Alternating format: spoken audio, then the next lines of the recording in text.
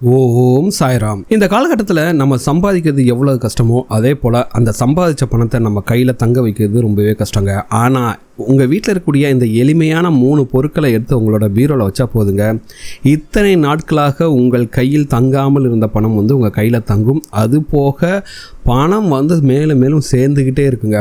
அந்த அளவுக்கு சக்தி வாய்ந்த ஒரு பரிகாரத்தை பற்றி தான் இந்த வீடியோவில் பார்க்க போகிறோம். வாங்க வீடியோக்குள்ளே போகலாம். அதுக்கு முன்னாடி நீங்கள் இப்போ தான் நம்ம சேனலுக்கு ஃபஸ்ட் டைம் வரீங்கன்னா மறக்காமல் நம்ம சேனலை சப்ஸ்கிரைப் பண்ணிங்க. எத்தனை கோடி ரூபாய் கடன் இருந்தாலும் சரி, இந்த பரிகாரத்தை செஞ்சுட்டு இந்த பொருட்களை உங்களோட பீரோவில் வச்சு பாருங்கள். உங்கள் வீட்டு பீரோவில் பணம் சேர்வது நீங்கள் கண்கூடாக பார்க்கலாம். உங்களுடைய வீட்டில் இருக்கக்கூடிய கடன் சுமைகள் தீரும். பணம் பல வழிகளிலிருந்து சேர்ந்துட்டு இருக்குங்க. அந்த அளவுக்கு ஒரு சக்தி வாய்ந்த ஆனால் எல்லாருமே செய்யக்கூடிய ஒரு எளிமையான பரிகாரத்தை தான் இந்த வீடியோவில் பார்க்க போகிறோம். சரிங்களா? இந்த பரிகாரம் செய்வதற்கு உங்களுக்கு தேவையான பொருட்கள் பார்த்தீங்கன்னா, ஒரு கைப்பிடி அளவுக்கு பச்சரிசி. எதுக்காக பச்சரிசி சொல்லணும்னா, மகாலட்சுமி வாசம் செய்யும் 108 பொருட்களில் ஒன்று பச்சரிசி. சரிங்களா? அதற்கு அடுத்தபடியாக கொண்டை கடலை, அதை ஒரு கைப்பிடி அளவுக்கு எடுத்துக்கணும். கொண்டைக்கடலை பார்த்தீங்கன்னா வெள்ளை கொண்டைக்கடலையாக இருந்தால் ரொம்ப ரொம்ப சிறப்பு. பொதுவாகவே கொண்டைக்கடலை பார்த்தீங்கன்னா குரு பகவானுக்கு உரிய தானியமாகும். மற்றொரு பொருள் பார்த்தீங்கன்னா துவரம் பருப்பு. இது செவ்வாய் பகவானுக்குரிய தானியமாகும். வீட்டில் கடன் பிரச்சனை இல்லை, சொந்தமாக வீடு வாங்கணும், நிலம் வாங்கணும், சொத்து சேர்க்கணும் அப்படின்ட்டு நினைக்கிறவங்க எல்லாருக்குமே பார்த்தீங்கன்னா செவ்வாய் பகவானை வழிபட்டு வரலாம். அவரோட அருள் இருந்தாலே போதும், கடன் போன்ற நிதி பிரச்சனை இல்லாத சுகமான வாழ்க்கையை வாழலாங்க. இதுக்காக தாங்க இந்த 3 பொருட்கள் எடுக்கிறோம். அதாவது எல்லாமே ஒரு கைப்பிடி அளவுக்கு பச்சரிசி, வெள்ளை கொண்டை கடலை, அதுக்கடுத்து துவரம்பருப்பு. இந்த 3 பொருட்களையும் ஒவ்வொரு கைப்பிடி அளவுக்கு எடுத்துங்க. சரிங்களா? ஸோ இந்த பரிகாரத்தை எப்படி செய்யணும்னு பார்க்கலாம். இந்த பரிகாரம் செய்வதற்கு உங்களுக்கு ஒரு பச்சை நிற துணியும் தேவைப்படும். சரிங்களா?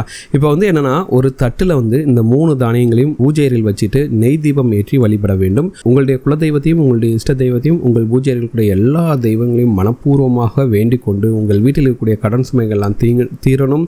அதுபோக பார்த்தீங்கன்னா உங்கள் வீட்டில் செல்வம் சேரணும் அப்படின்ட்டு மனப்பூர்வமாக வேண்டிக் கொண்டு இந்த பச்சை நிற துணி எடுத்து வச்சிருக்கீங்களா, அந்த பச்சை நிற துணியில் இந்த 3 தானியங்களையும் கொஞ்சம் கொஞ்சமாக எடுத்து கலந்து ஒரு மூட்டையாக கட்டி எடுத்துக்கொள்ள வேண்டும்.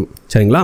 அதுக்கடுத்து என்ன பண்ணீங்கன்னா, உங்களுடைய வீட்டில் பணம் நகை வைக்கக்கூடிய அந்த முக்கியமான இடமான பீரோவில் ஒரு இடத்துல இந்த தானிய மூட்டையை வைத்து விட வேண்டும். சரிங்களா? முடிஞ்சால் லாக்கரில் கூட வச்சிருங்க. வச்சுட்டு என்ன பண்ணீங்கன்னா, செவ்வாய் மற்றும் வெள்ளிக்கிழமைகளில் இந்த தானிய மூட்டைக்கு நீங்கள் ஊதுபத்தி சாம்பிராணி காட்டி வழிபட வேண்டுங்க.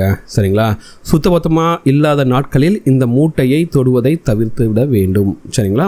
இதுதான் ரொம்ப முக்கியமான விஷயம். இப்படி நீங்கள் வச்சிட்டாலே போதுங்க. உங்கள் வீட்டில் பார்த்தீங்கன்னா பணவரவு இருந்துக்கிட்டே இருக்கும். பணம் சேர ஆரம்பிச்சிடும். கடன் கண்டிப்பாக தீரும். சரிங்களா? நம்பிக்கையுடன் செய்து வந்தால் சரி, மொத்தமாக கடன் பிரச்சனை பணப்பிரச்சனை தீர்ந்துடுங்க. சரிங்களா? ஆரம்பித்த கொஞ்ச நாளே பார்த்தீங்கன்னா இதோட பலன் உங்களுக்கு தெரிய ஆரம்பிச்சிடும். இப்படி இருக்கக்கூடிய இந்த தானிய மூட்டையை 3 மாதம் அல்லது 6 மாதத்திற்கு பிறகு அதை என்ன பண்ணினா எடுத்து கால்படாத இடத்திலோ அல்லது ஓடும் தண்ணீரிலோ போட்டு விட வேண்டும். சரிங்களா? அதுக்கடுத்து என்ன பண்ணிங்கன்னா, திரும்பவும் பார்த்தீங்கன்னா ஒரு புதிய துணியில் இந்த தானியங்களை திரும்பவும் இதே போல் எடுத்து பீரோவில் ஏற்கனவே எந்த இடத்துல வச்சிங்களோ அதே இடத்துல வச்சு வழிபட்டு வர வேண்டும். சரிங்களா? இந்த தானிய வழிபாட்டை செய்ய துவங்கிய 30 நாட்களிலேயே ஒரு நல்ல மாற்றம் ஏற்பட்டு பொருளாதார நிலையில் முன்னேற்றம் ஏற்படுங்க. சரிங்களா? இந்த பரிகாரத்தை நம்பிக்கையுடன் செய்து வருபவர்களுக்கு பார்த்தீங்கன்னா கண்டிப்பாக அவர்கள் வீட்டில் செல்வ செழிப்பு ஏற்படும். இது உறுதி. சரிங்களா? உங்களுடைய வீட்டில் இருக்கக்கூடிய கடன் சுமை எல்லாமே தீர்ந்துட்டு கண்டிப்பாக உங்கள் வீட்டில் செல்வ செழிப்பு ஏற்படும். ஓகேங்களா? ஸோ இந்த வீடியோ உங்களுக்கு பிடிச்சிருக்க, இந்த வீடியோ உங்களுக்கு பிடிச்சிருந்த மறக்காம நம்ம சேனலை சப்ஸ்கிரைப் பண்ணுங்கள். இந்த வீடியோ பற்றி உங்களோட கமெண்ட்ஸை கமெண்ட்டில் கமெண்ட் பண்ணுங்கள். இந்த வீடியோ லைக் பண்ணுங்கள், ஷேர் பண்ணுங்கள்.